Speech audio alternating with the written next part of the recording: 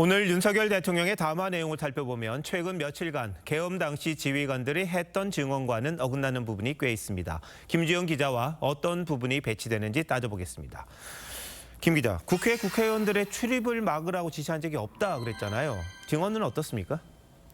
네, 윤석열 대통령은 담화에서 국회 관계자의 국회 출입을 막지 않도록 했다고 강조했는데요. 반면 당시 국회 출입을 차단한 경찰청장은 계엄 사령관으로부터 국회 전면 통제를 하라는 취지의 전화를 받았다고 했고, 특전사령관은 대통령이 직접 연락해 국회의원들을 끌어내라고 했다고 진술했습니다.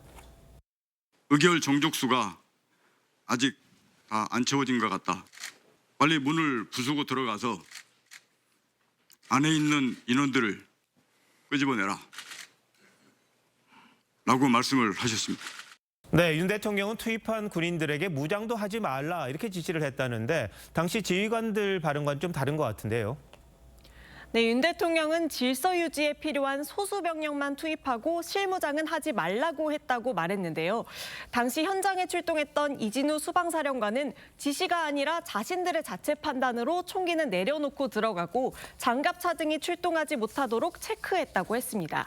군이 계엄령을 사전에 알고 준비했는지도 논란이죠. 네, 윤 대통령은 계엄령 발령 이후에 군병력을 이동시켜 실제 병력 투입이 11시 반이 되어서야 됐다고 했는데요.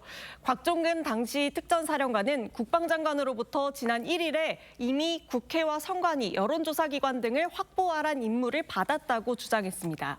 가장 큰 쟁점 중에 하나가 정치인에 대한 체포 지시를 했느냐, 그것 아닙니까? 네, 국정원 제1차장은 여인영 당시 방첩사령관이 국회의장과 당대표 등 명단을 불러주면서 체포하라 했다고 처음 증언했고요. 방첩사령관은 명단이 기억나지 않는다고 했지만 방첩사 수사단장이 자신이 명단을 받아 적었고 지하벙커에 구금할 수 있는지도 확인했다고 했습니다.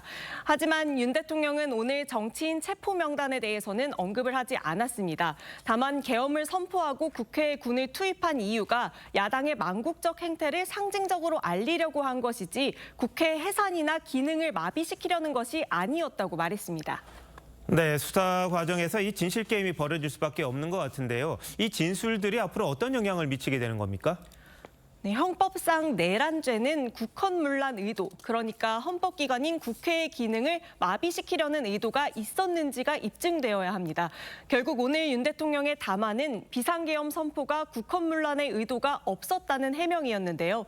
법조계에선 대통령이 계엄의 의도와 과정을 중점적으로 설명하면서 이 부분에 대한 법리 다툼을 준비하고 있는 것으로 보인다고 했습니다. 내란죄 재판에 대비해서 또 헌재 탄핵 심판에 대비해가지고 내란죄의 구성 요건인 내란의 국헌문란의 목적, 이걸 다투기 위해서 미리 준비하는 것 같아요. 네, 수사 대상자들이 많고 이들이 굉장히 중요한 범죄에 지금 연루가 돼 있기 때문에 자신들에게 유리한 진술만 하지 않을까 싶기도 한데요. 진실 꼭 밝혀져야겠군요. 김 기자, 잘 들었습니다.